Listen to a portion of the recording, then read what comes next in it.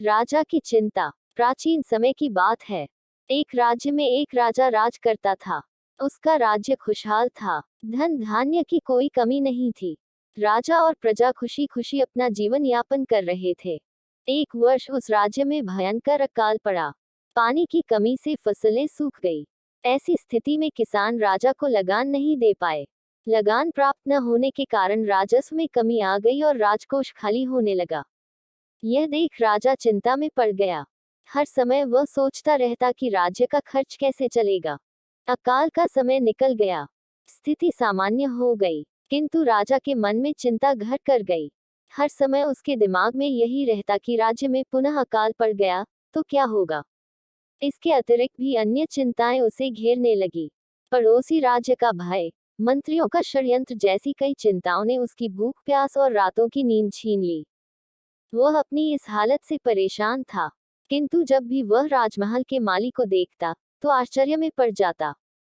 दिन भर मेहनत करने के बाद वह रूखी सूखी रोटी भी छककर खाता और पेड़ के नीचे मजे से सोता। कई बार राजा को उससे जलन होने लगती। एक दिन उसके राजदरबार में एक सिद्ध साधु पधारे। राजा ने अपनी समस्या साधु को बताई और उसे दूर करने सुझाव मांगा। साधु राजा की समस्या अच्छी तरह समझ गए थे। वे बोले, राजन, तुम्हारी चिंता की जड़ राजपाट है। अपना राजपाट पुत्र को देकर चिंता मुक्त हो जाओ। इस पर राजा बोला, गुरुवर, मेरा पुत्र मात्र 5 वर्ष का है। वह अबोध बालक राजपाट कैसे संभालेगा? तो फिर ऐसा करो कि अपनी चिंता का भार तुम मुझे सौंप दो। साधु बोले। राजा तैयार हो गया और उसने अपना राजपाट साधु को सौंप दिया। इसके बाद साधु ने पूछा, अब तुम क्या करोगे? राजा बोला, सोचता हूँ कि अब कोई व्यवसाय कर लूं, लेकिन उसके लिए धन की व्यवस्था कैसे करोगे?